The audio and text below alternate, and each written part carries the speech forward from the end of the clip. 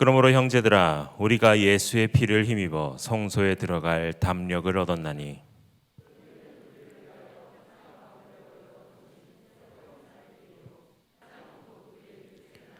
또 하나님의 집 다스리는 큰 제사장이 계심에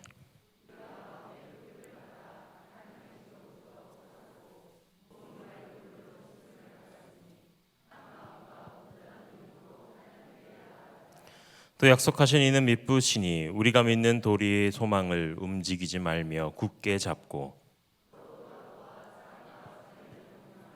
함께 읽겠습니다. 모이기를 패하는 어떤 사람들의 습관과 같이 하지 말고 오직 권하여 그날이 가까움을 볼수록 더욱 그리하자. 아멘. 네, 구역과 함께 드리는 금요 예배 오신 여러분들을 주님의 이름으로 사랑하고 축복합니다. 우리 옆에 계신 분들과 함께 사랑의 인사를 나눠봤으면 좋겠습니다. 함께 모이고 기도합시다 라고 인사 나눠볼까요? 함께 모이고 기도합시다. 네, 지금 지역별로 다 앉으신 것 같은데 제가 깜짝 놀란 것이 하나가 있습니다. 내가 어느 지역인지 모르시는 분들이 네. 네, 제가 담당 목사님이 누구세요?라고 여쭤봤는데 그것도 잘 이러시더라고요. 근데 더 웃긴 게 제가 담당이더라고요. 저도 모르고 있었습니다. 네, 아무튼 이제 지역별로 앉으셨으니까 한번 주변을 둘러보십시오. 네, 한번 주변 둘러보시고 이 얼굴들을 잘 기억해 놓으셨다가 물론 마스크 벗으시면 잘 기억이 나시지 않겠지만 그래도 한번 다 보시고 아 우리가 같은 지역이구나라는 것을 한 번 더 생각하시면 좋겠습니다. 옆에 계신 분들과 함께 다시 한번 인사 나눠볼까요? 코로나 기간 동안 성경은 얼마나 읽으셨습니까? 하고 물어볼까요? 당황스러우시죠? 갑자기 구역과 함께 하는 기도회라고 구역끼리 모여라 했는데 갑자기 성경을 얼마나 읽었느냐라고 물어보니 말이죠. 성경을 읽다 보면은 반복적으로 자주 등장하는 단어, 어휘들이 종종 우리 눈에 발견됩니다. 물론 하나님, 예수님, 성령님, 제자들, 교회, 사랑 이런 단어들을 제외하고도 상당히 많은 단어들이 우리 가운데 같이 반복이 되고 있는 것을 볼 수가 있습니다. 그 중에서 우리가 관심 있게 지켜볼 단어 중에 하나가 서로라는 단어입니다. 서로. 이 단어는 하나님께서 그리고 예수님께서 혹은 제자들이 하나님의 말씀을 전할 때 많이 사용하는 단어였습니다. 특별히 땅 가운데 살아가고 있는 많은 그리스도인들, 하나님의 자녀들, 그 백성들을 향해서 하는 말 가운데 참 많은 곳에 사용하고 있습니다. 서로 무난하라, 서로 화목하라, 서로 발을 씻겨주라, 서로 용납하라, 서로 용서하라, 너희가 짐을 서로 지라, 서로 사랑하라 등등등 정말 많은 곳에서 이렇게 많이 말씀을 사용하셨다는 것을 우리는 쉽게 찾아볼 수가 있습니다. 이런 말들 중에 서로라는 단어를 빼면 어떻게 될까요? 무난해라, 화목해라, 용서해라, 사랑해라. 근데 대상이 없습니다. 누구를 용서해야 되고 누구와 화목해야 되고 누구를 무난해야 되고 누구를 용납해야 되고 그래서 내 이웃을 내 몸과 같이 사랑하라라고 말씀하셨던 그 예수님의 그 계명을 구체적으로 실천하기도 조금 어려울 수도 있는 상황이 올 수도 모릅니다. 그만큼 우리 성도들에게 있어서 믿음 생활에 있어서 이 서로라는 단어가 가지고 있는 의미는 굉장히 크다라고 할 수가 있습니다. 어릴 적에 들었던 이야기입니다. TV로 본 것인지 아니면 책에서 본 내용인지 정확하게 기억은 나지가 않는데 어떤 사람이 천국과 지옥을 여행을 했습니다. 그곳에 동시에 갔다 왔는데 그 사람이 말하기를 천국과 지옥이 전혀 다른 것이 아니라 똑같더라고 이야기를 했습니다. 먼저 지옥에 갔더니 긴 식탁이 놓여져 있고 음식들이 차려져 있는데 이상하게 손잡이가 아주 긴 숟가락이 테이블마다 놓여져 있더랍니다. 그리고 지옥에 있는 사람들이 그 음식을 먹으러 왔는데 하나같이 말랐고 뼈만 남아있고 초췌하고 어두운 얼굴을 하고 있습니다. 식사 시간이 되어서 그들이 식사를 하는데 이 숟가락이 너무나 길어서 입에 닿지가 않아서 어떻게든 음식을 자기 입에 넣으려고 애쓰고 찡그리고 그렇게 애를 한참 쓰다가 결국 아무것도 먹지 못하고 그 음식들을 앞에 두고 돌아서는 그런 모습을 보았다고 합니다. 그래서 이제 그들의 얼굴은 헬쓱하고 해골과 같은 모습이었죠. 이번에 천국에 갔는데 천국에도 마찬가지였다고 합니다. 똑같은 길다른 식탁 위에 음식들이 놓여져 있고 똑같이 긴 수저가 놓여져 있었는데 천국의 사람들이 오니 그 수저를 들고 음식을 떠서 자기 입에 넣는 것이 아니라 옆에 있는 사람의 입에 넣어줬다라는 것이죠. 상대편 입속에 서로 넣어주면서 서로가 배불리 먹고 웃음을 띠면서 건강한 모습, 밝은 모습으로 다시 식사의 자리를 떴다라는 내용이었습니다. 물론 누가 비유를 들어서 만든 이야기겠죠. 그렇지만 서로를 위하고 서로 사랑하고 서로 돕는 그 모습, 그곳이 바로 천국과 같은 곳이다라는 것을 우리에게 이야기해 주기 위해 만든 이야기가 아닌가 싶습니다. 우리가 살아가는 세상도 마찬가지라고 생각합니다. 혼자 세상을 살아갈 수는 없는 것이니까요. 혼자서 결코 살아갈 수 없고 혼자서 살아가는 것이 아니라 서로 살아가는 것이죠. 우리 신앙생활도 마찬가지입니다. 혼자 신앙생활 하는 것이 아니라 신앙생활 하는 데 있어서도 서로 함께 신앙생활 하는 것이 매우 중요하다는 것입니다. 그렇다면 우리가 서로 신앙생활 하기 위해서, 서로 살아가기 위해서는 우리가 무엇을 힘써야 할까요? 오늘 말씀을 통해서 그것을 알아보도록 하겠습니다. 먼저 25절 말씀을 함께 봉독하겠습니다. 25절 말씀입니다. 모이기를 패하는 어떤 사람들의 습관과 같이 하지 말고 오직 권하여 그날이 가까움을 볼수록 더욱 그리하자. 아멘. 모이기를 패하는 사람들의 습관과 같이 하지 말자라고 권면하고 있습니다. 다른 말로 바꿔서 이야기해보면 결국 모이는 일에 힘써야 한다라는 말로 바꿀 수가 있겠죠. 미국의 유명한 설교가 목사님이신 무디 목사님이 있었습니다. 이 무디 목사님이 예수 그리스도는 믿지만 교회에 나오지 않는 한 성도를 찾아가서 교회에 함께 나와서 신앙생활할 것을 권유했습니다.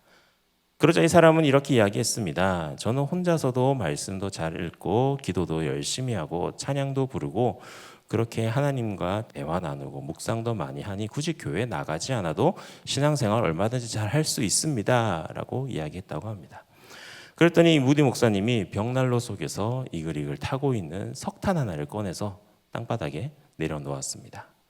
이 석탄은 처음에는 붉은 빛을 내면서 잘 타는 듯하지만 점차 그 빛과 열을 잃어버리면서 마침내는 차갑게 식어버렸다고 하죠.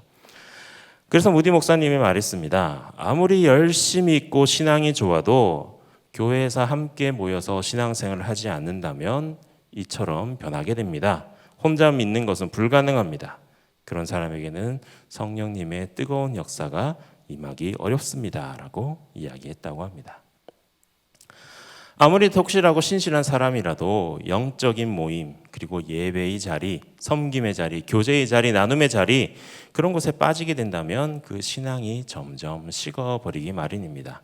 교회 함께 모여서 뜨겁게 기도하고 찬송하고 예배드리지 않는다면 세상 속에 흩어지게 되고 세상 속에 흩어져 나가게 된다면 우리의 신앙이 결코 나약해질 수밖에 없는 것입니다. 최근 우리의 신앙을 무디게 하고 나약하게 만들었던 큰 사건을 우리는 모두 다 경험했습니다. 그로 인해서 내 신앙이 참 많이 해이해졌다, 내 신앙이 많이 무뎌졌다라고 고백하시는 분들이 참 많이 있었습니다. 코로나로 우리가 함께 모이지 못하였기 때문에, 또 함께 예배드리지 못하였기 때문에, 섬김의 자리로 함께 나가지 못했기 때문에, 기쁨과 슬픔을 함께 나누며 교제하지 못했기 때문에, 그러나 그런 상황 속에서도 믿음이 약한 자라도 열심히 모임에 참석하고 모이기에 힘쓰고 노력한다면 그 믿음이 분명히 성장해 나갈 것입니다. 오늘 본문에 모이기를 힘쓰라, 모여서 하나님의 말씀을 들을 때 믿음이 깊어지는 것입니다.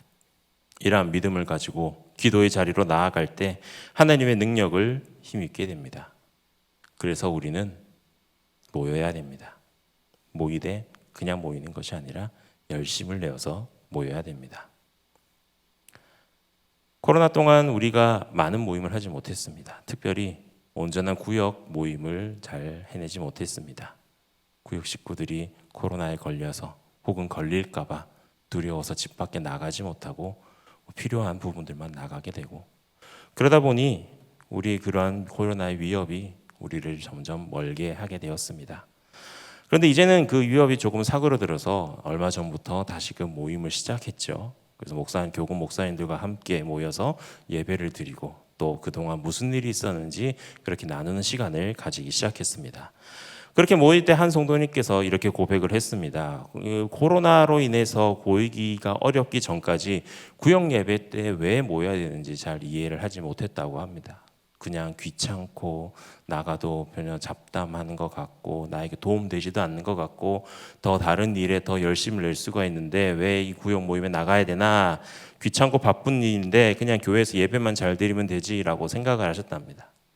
그런데 이 코로나 기간 동안에 모이지 못하니 자신 스스로가 느낄 정도로 내가 영적으로 침체되었구나, 영적으로 많이 무뎌졌구나라는 것을 경험하게 되었습니다. 그러다 이제 모임이 되니까 구역 식구들이 모였는데 오랜만에 만난 그 식구들의 얼굴을 보니 눈물이 제일 먼저 나오더라고 이야기합니다.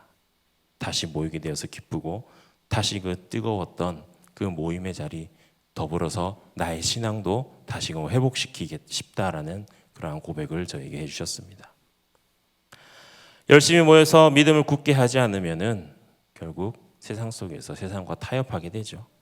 그러게 되면 점점 우리의 신앙은 조금씩 무뎌지고 무너지게 됩니다. 그런 타협에 문들면서 우리는 우리 스스로의 모습을 돌아보게 된다면 과연 우리의 그런 모습은 하나님 앞에 어떤 모습으로 비춰질까요? 하나님 보시기에 정말 부끄러운 모습으로 남지 않겠습니까? 그러므로 우리는 더욱더 모이기에 힘써야 됩니다.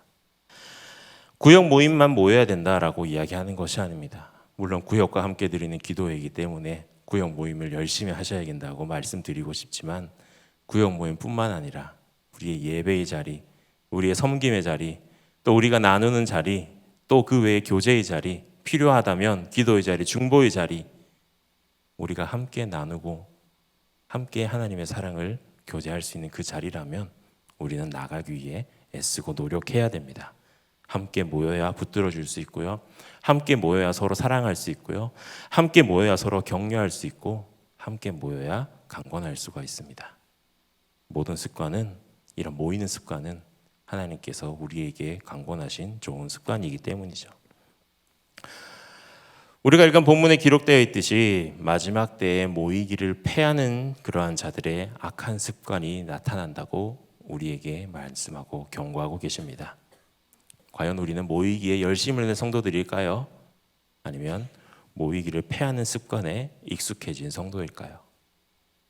코로나로 멈추고 무뎌졌던 우리의 구역 모임들, 또 그 외의 모임들이 더욱더 뜨거워지고 열심을 내게 되는 그러한 불타는 모임들이 되시기를, 그런 모임에 함께 참여하시는 저 여러분들이 되시기를 간절히 소원합니다. 22절 말씀을 함께 보도록 하겠습니다. 22절 말씀입니다. 우리가 마음의 뿌림을 받아 악한 양심으로부터 벗어나고 몸은 맑은 물로 씻음을 받았으니 참 마음과 온전한 믿음으로 하나님께 나아가자. 아멘. 우리가 모여서 하나님께 이제 나아가기로 마음을 다졌습니다. 이제 모여야 되는 것은 알겠습니다. 근데 모여서 아무렇게나 나가면 될까요? 그냥 모이기만 하면 될까요?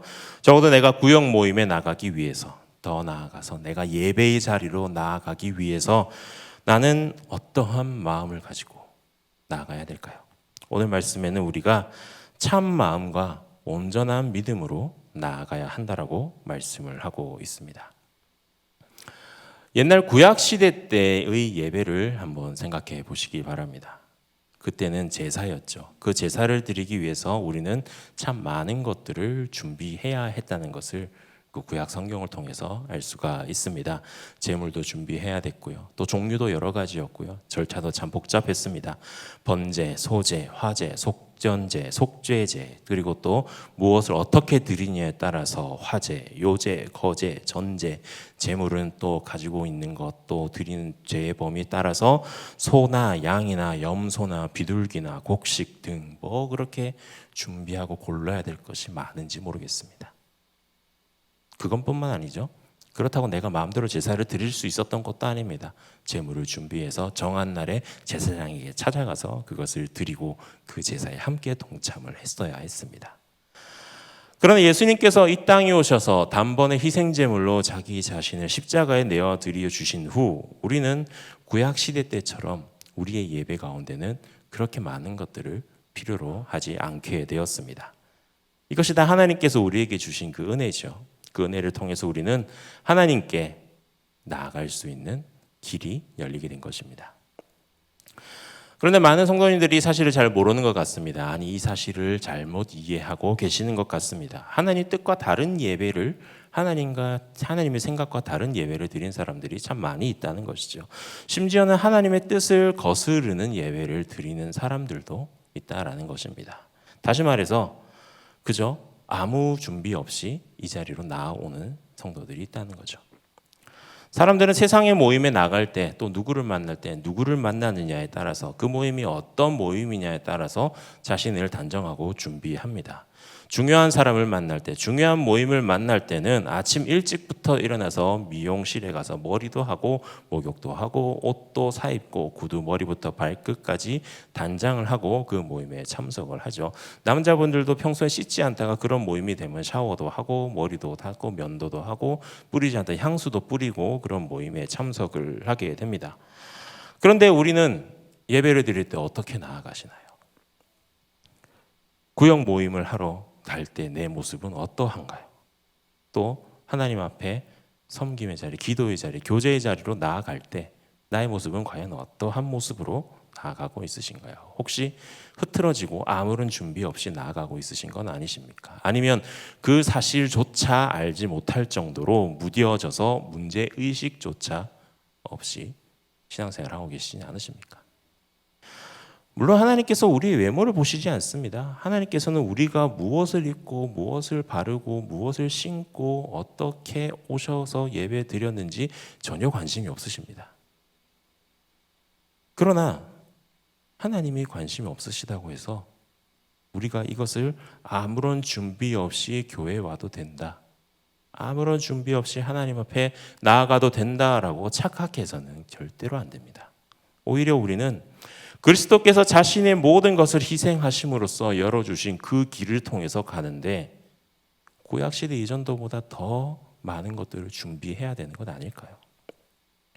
은혜의 시대라고 해서 아무런 준비 없이 하나님께로 나아가는 것이 아니라 오히려 더 섬기는 자세, 또 삼가는 마음을 가지고 영적인 예물, 우리 마음의 예물을 가지고 하나님 앞에 나아가야 되는 것입니다. 이 히브리 기자는 참 마음과 온전한 믿음을 가지고 하나님께 나아가자라고 이야기합니다. 여기서 참 마음의 수식어인 참이라는 말은요, 원어로 알레디노스라는 단어입니다. 이 말 뜻이요, 진실한 참된 진리에 부합하는 이라는 의미를 가지고 있습니다. 결국 참된 마음이란 하나님의 말씀인 진리에 부합하는 마음이며 그리스도 안에서 새롭게 된 마음을 뜻합니다. 이어서 나타나는 온전한 믿음의 수식어인 온전한이란 말은 원어로 플레로포리아라는 말인데 확신, 충만의 의미를 가지고 있습니다. 이렇게 본다면 참 마음과 온전한 믿음을 보다 정확하게 표현하면 다음과 같습니다. 믿음의 온전한 확신 가운데서 참되고 순수한 마음으로 라고 해석할 수가 있는 것이죠. 결국 믿음은 하나님께 나아가기 위해서 요구되는 것입니다. 단지 우리의 입술로만 믿는다라고 고백하는 것이 아니라 순수한 마음이 함께 동반돼야만 한다는 것이죠. 아니 무슨 목사님 예배 드리러 나가는데 그렇게 거창한 것을 뭐가 그렇게 거창합니까? 구역 예배 들어가는데 가서 예배 잘 드리면 되지. 뭘 그렇게 참 믿음과 온전한 믿음, 마음 그런 것들이 필요하나요? 라고 생각하실 수도 있습니다. 그런데 다르게 생각해 본다면 하나님의 자녀로 택함을 받고 구원받은 주님의 백성들이 이러한 마음조차 가지고 있지 않는다는 것이 오히려 더 문제라고 볼 수가 있는 것 아닐까요? 예배의 자리, 섬김의 자리, 구역의 자리로 그런 마음들을 가지고 나아가는 것은 너무나도 당연한 것입니다. 우리는 하나님께 나아갈 때 은혜한 시대라고 해서 아무런 준비도 없이 예배, 구역, 섬김 그런 자리로 나아갈 것이 아니라 오늘 히브리 기자가 이야기한 것처럼 온전한 믿음, 참되고 순수한 마음 그런 것들을 가지고 나아가야 될 것입니다. 그리고 여기에 더해서 그런 온전한 믿음에서 나오는 온전한 행실, 삶의 열매 그리고 성도의 교제를 통해서 하나님을 기쁘게 해드리고 하나님께 영광을 올려드려야 할 것입니다. 원하기는 하나님이 진정 기뻐하시는 온전의 삶의 제사를 올려드리면서 하나님께로 나아가실 수 있는 저와 여러분들이 되시기를 간절히 소원합니다. 24절 말씀을 함께 읽어보겠습니다. 24절 말씀입니다. 서로 돌아보아 사랑과 선행을 격려하며. 아멘. 저는 운동을 참 싫어합니다. 웃으실 줄 알았습니다. 누가 봐도 운동을 싫어하게 생긴 체형을 가지고 있죠. 제가 좋아하는 운동은 두 가지입니다. 숨쉬기 아닙니다. 짐작하지 마십시오. 저는 스키 타는 것과 자전거 타는 걸 좋아합니다. 오, 이 반응은 뭐지? 집에 가서 혼나겠는데요. 네. 스키는 왜 좋아하냐? 가만히 있어도 내려가거든요. 자전거는요, 왠지 자전거를 타면서 이렇게 바람을 느끼는 것이 좋더라고요. 그래서 서울에서 대학을 다닐 때 하루에 정말 수업이 끝나면 그냥 자전거를 끌고 새벽 2시, 3시까지 한강을 달리곤 했습니다. 저희 학교가 광나루역이었는데요. 서울의 동쪽 끝에 있는 지역이었습니다. 그곳에서 저쪽 행주산성에 국수를 파는 집이 있는데 학교에서 대충 35km 정도 되는 거리였습니다. 거기 국수를 먹으러 거길 갔어요. 자전거 타고 갔다가 중간에 여의도 들러서 와플 하나 먹고 다시금 돌아오고 하면은 하루에 75km에서 80km 정도를 자전거를 탑니다. 그렇게 한참 탔습니다. 그때는 제가 이렇지 않았거든요. 그런데 그러다 보니까 자전거 타는 것에 관심이 있어서 그때는 뭐 유튜브 이런 것도 잘 되지 않을 때였는데 인터넷에 보면은 해외 사이클 경기를 가끔 올려놓는 곳이 있었습니다. 그래서 거기서 자전거 경기를 보면은 유명한 그 프랑스의 뚜르드 프랑스라는 그런 자전거 경기를 이렇게 볼 때가 있었는데 그곳에 보면요 팀들이 같이 자전거 경기를 하러 뭉쳐 다니는 것을 볼 수가 있습니다. 그런데 그냥 뭉쳐서 쭉 가는 것이 아니라요 뭔가 이렇게 분주하게 움직입니다. 선두에 나가 있던 사람이 한참 이렇게 달리고 있는데 뒤에서 선두로 계속 같은 팀 사람들이 한 명씩 추월해 나가는 모습을 보여주는 것이죠. 자전거는 속도 경주예요. 그래서 제일 앞에 가는 사람들이 속도를 빠르게 내세게 가면은 맞받아치는 공기의 저항을 그대로 몸으로 다 받게 됩니다. 그래서 앞 선수를 따라서 뒷 선수들이 따라가게 되면은 공기의 저항을 덜 받아서 힘이 덜 들고 자전거 레이스를 펼치게 되는 것이죠. 그러면 제일 앞에 있는 사람은 어떻겠습니까? 레이스 내내 그 공기의 저항을 받고 바람을 이겨내고 정말 체력이 많이 떨어지고 지치게 되죠. 앞에 사람이 지칠 때쯤 되면은 뒤에 있던 사람이 앞으로 튀어나가서 그 자리를 이어받습니다. 그렇게 해서 또 앞에 나갔던 선수는 뒤에서 체력을 회복을 하고 또 앞에 사람이 또 무뎌질 때쯤 또 다른 선수가 앞으로 나가서 또 바람막이가 되어 그 지선을 쉬게 해주고 그렇게 이어서 공기의 저항을 교대로 돌아가면서 레이스를 펼치는 모습을 볼 수가 있었습니다. 결국에는 이렇게 서로 돌아보면서 또 서로 힘을 내라고 또 잠깐 쉬라고 격려도 하면서 그렇게 경기를 펼쳐 나가는 것이죠. 오늘 본문 24절에 보면 서로 돌아보아 사랑과 선행을 격려하며라는 말씀이 기록되어 있습니다. 개인적인 신앙과 믿음 생활뿐만 아니라 공동체의 한 일원으로서 우리가 구역에 속해 있는 구역원으로서 서로에게 대해서 서로 관심도 가지고 격려도 하고 사랑으로 선행으로 이끌어 나가야 된다는 것입니다. 뭐 간단하죠. 쉽게 생각하지 않습니까? 뭐 그냥 얼굴 보이면 인사하고 카톡 주고받고 인스타에 좋아요 눌러주고 여긴 인스타 안 하시죠? 카카오 스토리에 이렇게 댓글도 달아주시고 밴드 글에 퍼가요 이런 것도 막 눌러주시고 그런데 그렇게 관심 갖는 게 쉽다라고 생각할 수도 있습니다. 그런데 돌아보라라는 말의 원어인 카타오오멘이라는 그 카타노에라는 말을 보면요 그 뜻이 마음을 지배하다 자세히 살피다라는 의미를 가지고 있습니다. 히브리서 기자는 믿는 성도들 신앙의 공동체는 서로 주목하는 일에 마음을 쏟고 자세히 살피고 마음과 힘을 쓸 것을 이야기하고 있는 것입니다. 뭔가 생각나지 않습니까?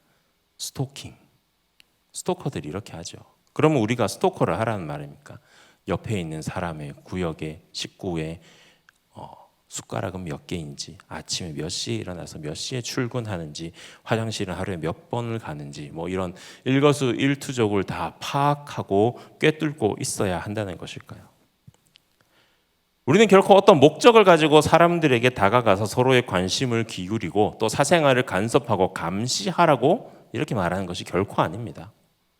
오늘 말씀처럼 신앙의 교제를 통해서 복음의 그 신앙의 자리를 떠나지 않도록 서로 사랑하고 격려하면서 하나님 안에서 선한 일을 이루어 가라라는 뜻이죠. 우리는 그리스도의 몸이라는 교회 공동체에, 그리고 그 교회 안에서 구역이라는 곳에 함께 속해져 있습니다. 서로 남을 돌보는 것, 서로 구역원을 돌보는 것은요, 남을 위한 것이 결코 아닙니다. 우리는 하나의 지체고 하나의 공동체이기 때문에 남을 돌본다는 것은 나 자신을 되돌아본다는 것과 같은 의미입니다. 우리가 그리스도의 중심으로 연결된 하나의 지체라는 사실을 기억하신다면 서로에게 관심을 기울이지 않을 수가 없습니다. 옆에 구역원이 힘들어하고 있는데 나는 하하호호 웃으면서 즐거워할 수는 없는 것이니까요. 옆 사람이 잘못돼 가고 있는데도 나는 상관없다, 내가 무슨 상관이야 라면서 외면하면 안 된다는 것입니다. 그런 식의 태도를 갖는다면 그리스도의 몸된 교회는 그 본질 자체를 잃어버리게 되는 것이죠. 그래서 사도 바울은 로마서 12장에 다음과 같이 이야기하고 있습니다. 로마서 12장 15절 말씀입니다. 즐거워하는 자들과 함께 즐거워하고 우는 자들과 함께 울라. 사랑하는 우리 충일교회 성도 여러분, 여러분들은 예수 그리스도의 피로 맺어진 한 식구임을 믿으십니까? 여러분들은 하나님이 택하여 주신 이 충일교회의 소중한 일원이시라는 것을 기억하시길 바랍니다. 그 가운데 또 충일교회 안에서 여러분들이 속해 있는 구역 가운데 또 구역의 구역원으로서 또 함께 살아가게 되셨습니다. 하나님께서는 우리에게 서로 사랑하며 서로 칭찬하며 서로 격려해야 된다고 말씀하십니다. 우리가 속해 있는 그 구역, 그 자리는요, 나를 드러내는 자리가 결코 아닙니다. 또 그곳은요, 남의 약점을 들춰내는 자리도 결코 아닙니다. 구역은 서로 격려하고 서로 보듬어주고 서로 사랑하고 서로 선행으로 채워줘야 하는 그러한 자리입니다. 원하기는 우리 충일교회 모든 구역이 이러한 구역이 되시기를 간절히 소원합니다. 사도행전 2장에 나타난 그 초대교회의 모습, 그 초대교회의 모습이 우리 구역 가운데 나타나기를 원합니다. 주님이 다시 오심을 기다리면서 함께 모이기에 힘쓰시고 예배하고 기도하고 찬양하고 섬기고 교제하고 봉사하는 그 초대교회의 그 모습이 우리 가운데 나타나길 소원합니다. 그럴 때 하나님께서 믿는 자들의 숫자를 날마다 더해 주시는 은혜를 허락해 주셨습니다. 그러므로 오늘 말씀처럼 모이기에 힘쓰는 구역 여러분들이 되시길 바랍니다. 그리고 참마음과 온전한 믿음으로 나아가시는 여러분들이 되시길 바랍니다. 그리고 서로 돌아보아서 사랑과 선행을 격려하는 여러분들이 되셔서 악한 자들의 그러한 습관처럼 불평을 일삼으면서 모임에 나태하여서 그 길에서 이탈하는 것이 아니라 바르게 믿고 바르게 행하고 바르게 교제하면서 하나님 앞에서 부끄러움이 없이 설 수 있는 그러한 복된 성도들이 되시기를 간절히 축원합니다.